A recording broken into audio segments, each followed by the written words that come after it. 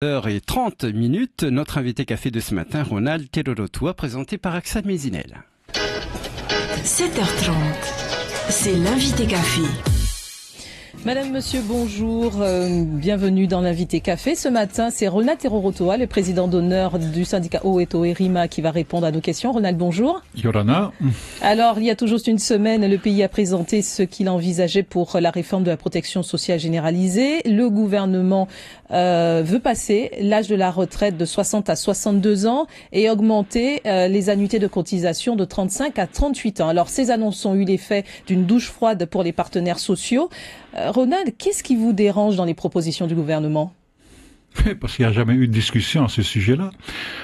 Faut savoir qu'il y a 2 ans de cela, donc il y a 7 ans de cela, le monde du travail, organisation syndicale, patronale et salariés surtout, s'est fait une autosaisine au CSC pour justement discuter de la PSG, dont la retraite que nous connaissons aujourd'hui.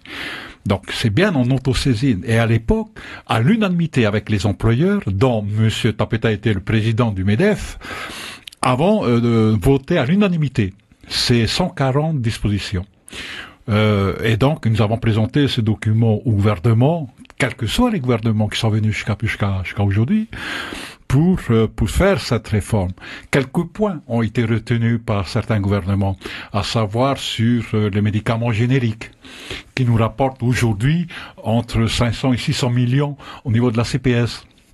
Voilà pourquoi nous demandons aujourd'hui au gouvernement, avant de parler de la retraite, de cette réforme de la retraite, faisons la réforme de la maladie. Pourquoi commencer par la maladie ? Parce que justement, on peut faire des économies. Je parlais des médicaments génériques.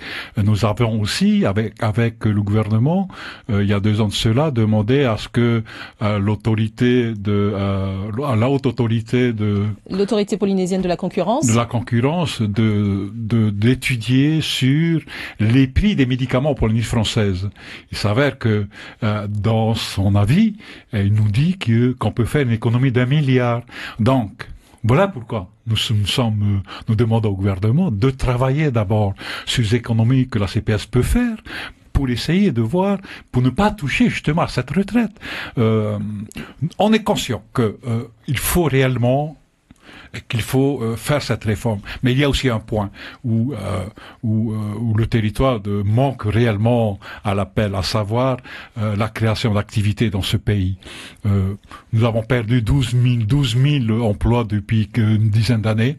On nous parle d'un embelli en ce moment, à savoir 2 000 emplois en plus, mais quand on gratte, ce sont des CAE qui sont créés par le gouvernement. Donc, il n'y a pas de création d'activité dans ce pays, donc il n'y a pas de création d'emplois dans ce pays. La branche retraite est déficitaire, c'est peut-être pour ça que le pays veut débuter par réformer cette caisse de retraite, puisque la branche maladie, elle est bénéficiaire cette année. Exact. Tout à fait. Mais on aurait pris en considération le travail fait en 2010. On aurait mis en application, ne serait-ce que par rapport aux médicaments, le prix des médicaments, le médecin référent, le panier de soins, tout cela, on aurait pu économiser depuis 2010. Et donc, faire un report de ce que nous allons économiser au niveau de la maladie sur la retraite. Mais aujourd'hui, on veut tout placer. C'est vrai qu'on savait et on le sait que la caisse de retraite est en difficulté. Mais c'est pas parce que nous ne voulons pas mettre en place une réforme, c'est parce que le gouvernement ne veut pas nous entendre depuis 2010. Mais est-ce que vous seriez d'accord quand même à passer l'âge de la retraite de 60 à 62 ans? Alors vous dites qu'il y a l'urgence, c'est peut-être la branche maladie, mais la caisse de retraite étant déficitaire, est-ce que quand même vous serez d'accord? Ce sont des dispositifs qui ont été appliqués à la sécurité sociale. C'est pas pour autant qu'en France, la sécurité sociale se porte bien. Et de deux, porter donc de 60 à 62 ans va encore, alourdir le budget d'une entreprise. Ce sont des anciens. Donc il faut faire partir ces anciens et d'embaucher derrière. Il faut créer de l'activité dans ce pays. Ce n'est pas ces réformes laides qui va régler le problème. Admettons qu'on mettra 60 ans. à 60 ans ou 65 ans, et qu'on augmenterait les années de cotisation de 35 à 38 ans à 40 ans. Mais jusqu'à quand? Ça va pas régler le problème de la caisse de la retraite. Ouais, arrivé à un moment, les gens partiront à la retraite. Et puis il faut plus de cotisants selon vous. Voilà. Alors les syndicats de patrons et les syndicats de salariés se sont vus la semaine dernière pour adopter une position commune contre cette réforme, contre les propositions faites par le pays. Vous n'êtes pas, il n'y a pas encore eu de communiqué. Il y a des divergences au sein des patrons et des syndicats de salariés. Je crois qu'on va arriver. Je crois qu'il y a une réunion aujourd'hui qui va se dérouler. Je crois qu'on va trouver une entente entre les organisations syndicales, les salariés et patronales. Mais ce qui est intéressant effectivement dans cette démarche, c'est que nous sommes tous d'accord. Le monde du travail est d'accord. Les employeurs ne veulent plus qu'on contacte les entreprises et ils ont raison.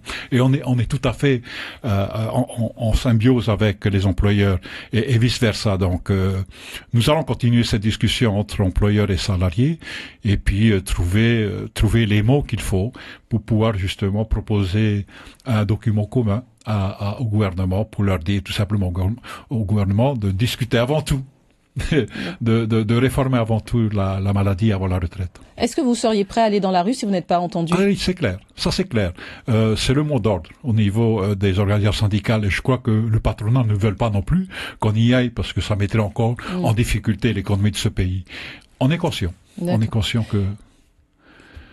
Alors, Ronald Terro-Otoa, le président d'honneur du syndicat Oeto-Erimia, est notre invité ce matin. Alors, pour la première fois en 40 ans, la CPS n'a pas adopté son budget de fonctionnement.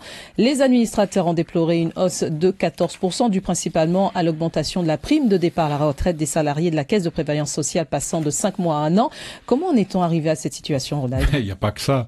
Il y a aussi que lorsqu'on regarde, par exemple, l'orientation du gouvernement, il n'y a rien de nouveau. On prend ce qui s'est passé l'année dernière pour repartir avec 2% plus.